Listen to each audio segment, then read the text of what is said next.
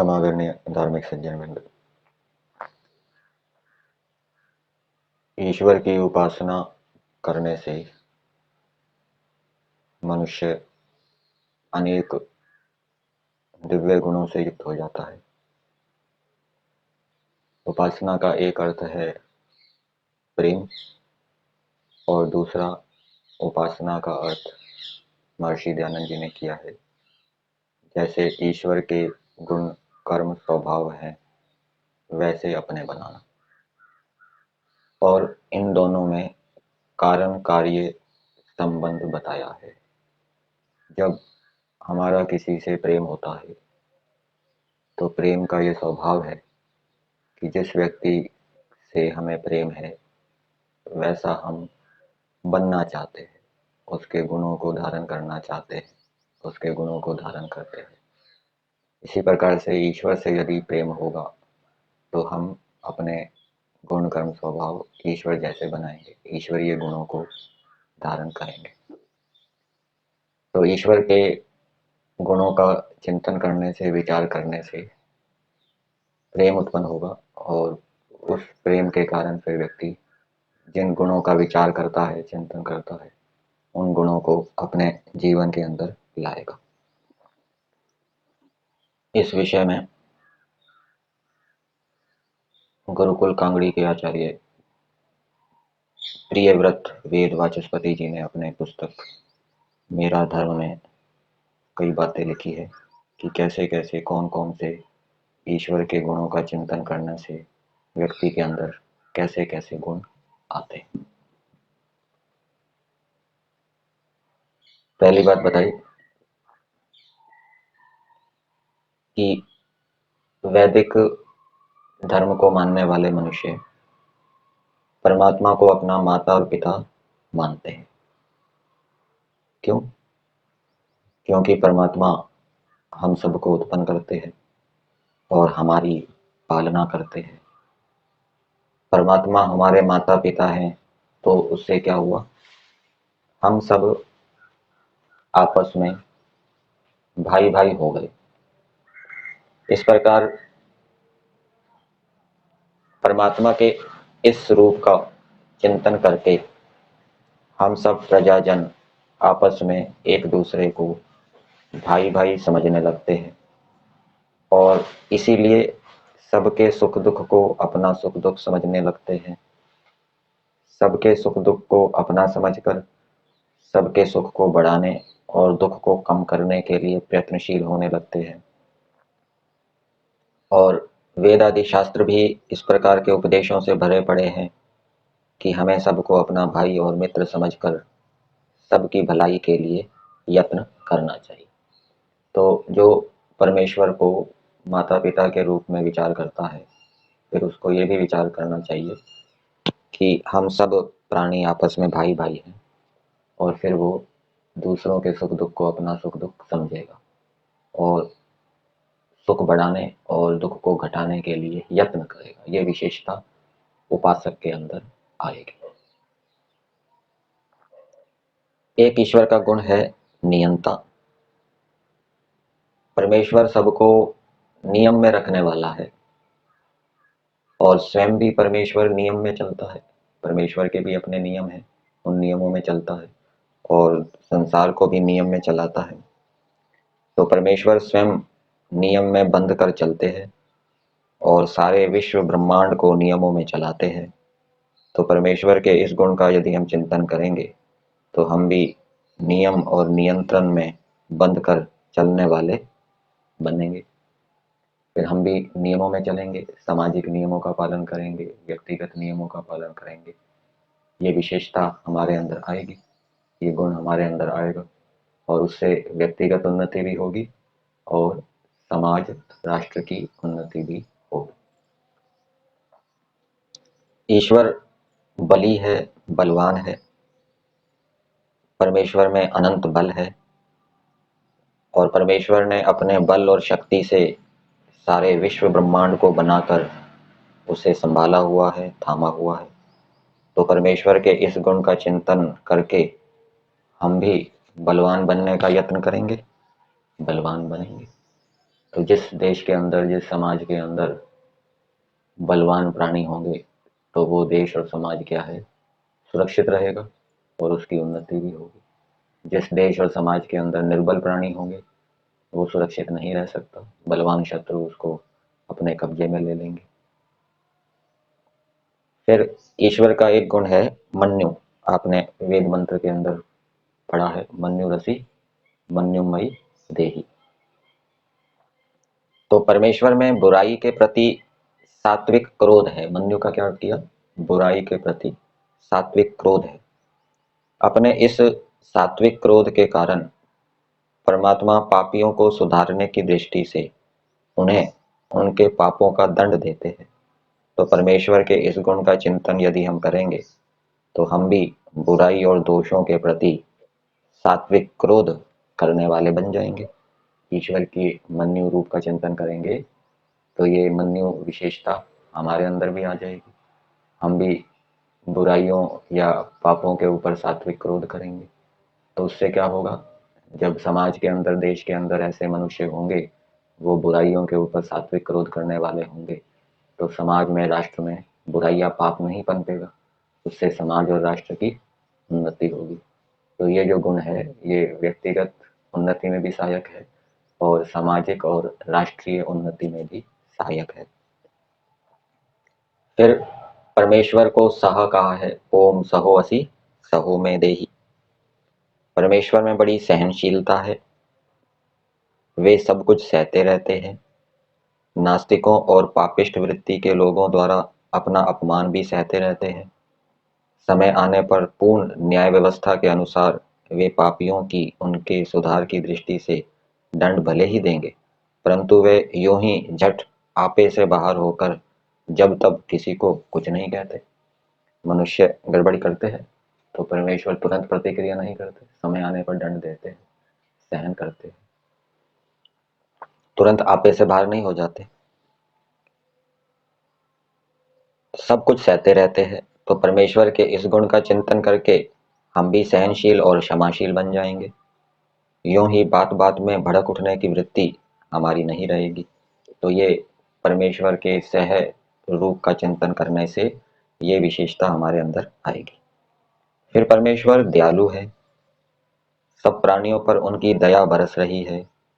जब वे पापियों को दंड देते हैं तो भी दया में भरकर ही देते हैं, जिससे वे सुधर कर पवित्र हो जाएं और इस संसार में भी सुख के भागी रहें तथा मोक्ष सुख को पाने के अधिकारी भी बन जाएं।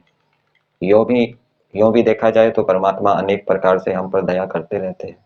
हमारे जीवन के लिए आवश्यक अन्न, फल, जल, वायु, आग, सूर्य और चंद्रमा का प्रकाश और गर्मी, चलने फिरने तथा खेती करने के लिए धरती, ये सब चीजें जो हमें मिल रही है, वह परमात्मा की दया का ही तो परिणाम है। और परमात्मा की यह दया पापी और धर्मात्मा सब पर समान रूप से बरस रही है। पापियों को भी अन्न, जल, फल, फूल आदि मिल रहा है, वायु आदि मिल रही है, सूर्य का प्रकाश मिल रहा है, धर्मात्माओं को भी मिल रहा है, समान रूप से बरस रही है। इन सब पदार्थों से पापी और धर्मात्मा सबको समान रूप से लाभ मिल रहा है। नहीं तो परमात्मा चाहते तो क्या यह नहीं कर सकते थे कि जब पापी पुरुष धरती पर चढ़ने लगता तो धरती फट जाया करती और वह उसमें घसकर मर जाता, या जब पापी सांस लेने लगता तो वायु उससे परे हट जाया करती और वह सांस घुटकर मर जाया करता। नहीं, परमात्मा ऐसा कुछ नहीं करते।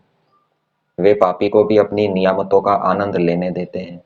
समय आने पर वे पापी को अपनी न्याय व्यवस्था के अनुसार उनके कर्मों का फल अवश्य देंगे, परंतु उसके आगे पीछे तो पापी पर भी प्रभु अपनी दया ही बरसाते रहते हैं। तो परमेश्वर के इस गुण का चिंतन करके हम भी दूसरों पर दया और उपकार करने वाले बन जाएंगे। तो इस गुण का चिंतन करेंगे, परमेश्वर दयालु है, तो ये परमेश्वर की विशेषता हमारे अंदर भी आ जाएगी और ये आध्यात्मिक उन्नति में सहायक होगी। परमेश्वर न्यायकारी हैं, वे सबके साथ न्याय करते हैं, सबको उनके कर्मों के अनुसार पक्षपात रहित होकर ठीक ठीक फल देते हैं। तो परमेश्वर के इस गुण का चिंतन करके हम भी न्याय का, इंसाफ का जीवन बिताने वाले बन जाएंगे, हम भी न्यायकारी बनेंगे। तो उससे हमारे जीवन के अंदर क्या होगा, सुख शांति होगी, हम भी न्यायकारी होंगे। फिर परमेश्वर को यम कहते हैं, अपने को परमेश्वर संयम में रखते हैं। उनके इस गुण का चिंतन करके हम भी संयमी बन जाएंगे, अपने मन और इंद्रियों को वश में रखने वाले इंद्रिय जयी बन जाएंगे।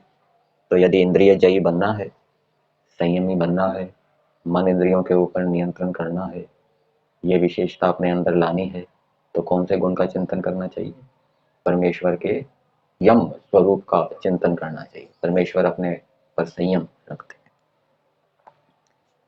फिर परमात्मा सर्वज्ञ है, उन्हें विश्व ब्रह्मांड के सब पदार्थों का पूर्ण ज्ञान है। उनके इस गुण का चिंतन करके हम में भी ज्ञानवान बनने की लालसा जाग उठेगी कि परमेश्वर तो सबको जानते हैं, इस सृष्टि के अंदर कितने पदार्थ हैं सबके विषय में जानते हैं। तो ये चिंतन करेंगे तो परमेश्वर जैसा ज्ञानी बनने की लालसा हमारे अंदर उत्पन्न हो जाएगी कि हमको भी ज्ञानी बनना चाहिए। अज्ञान और अंधविश्वासों को हम त्याग देंगे, भांति भांति के विद्या विज्ञानों का आविष्कार करने वाले और उनसे लाभ लेने वाले हम बन जाएंगे। तो अनेक प्रकार के आविष्कारों को करेंगे, खोजों को करेंगे, तो उससे देश की उन्नति भी होगी और सब प्राणियों का सुख भी बढ़ेगा। कौन से गुण का चिंतन करने से? सर्वज्ञ गुण का चिंतन करने से। फिर परमात्मा सत्य स्वरूप है, उनमें असत्य का उसी प्रकार विरोध है जिस प्रकार प्रकाश से अंधकार का विरोध होता है। प्रभु के सत्य गुण का चिंतन करके हम भी सत्यनिष्ठ बन जाएंगे, हम मन वचन और कर्म से सत्य का पालन करने वाले बन जाएंगे। तो परमेश्वर ने जो उपदेश दिया वेदों में, जो परमेश्वर ने अपने गुण बताए, जिन कर्मों का विधान किया, परमेश्वर स्वयं भी वैसा करते हैं, वैसा ही उपदेश देते हैं। ऐसा नहीं है कि परमेश्वर न्यायकारी ना हो और न्यायकारी बनने का उपदेश दे दे, परोपकारी ना हो परोपकारी बनने का उपदेश दे दे। तो परमेश्वर जैसा करते हैं वैसा ही बोलते हैं, सत्यनिष्ठ है। तो इस गुण का चिंतन करके हम भी परमेश्वर जैसे सत्यनिष्ठ बनेंगे। इस गुण का चिंतन करना पड़ेगा, जप करना पड़ेगा। परमात्मा करता है, वे विश्व की रचना करने वाले हैं। विश्व के अनंत पदार्थों की अद्भुत कौशल युक्त रचना उन्होंने की है। तो परमेश्वर के इस गुण का चिंतन करके हम भी क्रियाशील बन जाएंगे, हम भी अपने और राष्ट्र के लिए उपयोगी अनेक प्रकार की सुंदर चीजों का निर्माण करने वाले बन जाएंगे। तो परमेश्वर अनेक प्रकार की वस्तुएं बनाते हैं, चित्र विचित्र सुंदर सुंदर करता है। तो इस स्वरूप का चिंतन करेंगे तो हम भी अनेक वस्तुओं को बनाने वाले बनेंगे। परमात्मा धरता है, वे सबका धारण और पालन करते हैं। तो परमेश्वर के इस गुण का चिंतन करके हम भी अपने आश्रितों और जरूरतमंदों का धारण और पालन करने वाले बन जाएंगे। ये विशेषता हमारे अंदर आ जाएगी। परमात्मा हरता है, वे प्रलय काल में सारे संसार का संहार कर डालते हैं और संसार के चलते रहने की अवस्था में दुष्टों को दंड देके उनकी बुराइयों का संहार करते रहते हैं, बुराइयों का दोषों का संहार करते हैं दंड देके। तो परमेश्वर के इस गुण का चिंतन करके हम भी बुराइयों का संहार करने वाले बन जाएंगे। जो राजा बनेगा वो भी देश के अंदर बुराइयों का संहार करने वाला होगा, जो आचार्य अध्यापक बनेगा वो भी शिष्यों के अंदर बुराइयों का दोषों का संहार करने वाला बनेगा। जो माता पिता परमेश्वर के इस गुण का चिंतन करेंगे तो उनके अंदर भी ये विशेषता आएगी, वो अपनी संतानों की बुराइयों को पापों का संहार करने वाले बनेंगे। फिर परमेश्वर को अभय कहा है, वे कभी किसी से नहीं डरते। तो परमेश्वर के इस गुण का चिंतन करके हम भी अभय, कभी किसी से न डरने वाले बन जाएंगे। तो अभय गुण यदि लाना है तो परमेश्वर के इस गुण का चिंतन करना पड़ेगा। परमेश्वर किसी से डरते नहीं। परमेश्वर निरंजन है, उनमें किसी प्रकार की कालिमा नहीं है। परमेश्वर के इस गुण का चिंतन करके हम भी सब प्रकार की कालिमाओं से रहित हो जाएंगे। कालिमा का अर्थ दोष लेना चाहिए, परमेश्वर में कोई दोष नहीं है, बुराई नहीं है। तो ऐसा विचार चिंतन करेंगे तो हम भी परमेश्वर जैसा बनना चाहेंगे, सब दोषों से रहित होना चाहेंगे। ये विशेषता हमारे अंदर आएगी। परमेश्वर निसंग हैं, उनमें किसी के प्रति आसक्ति और मोह नहीं है।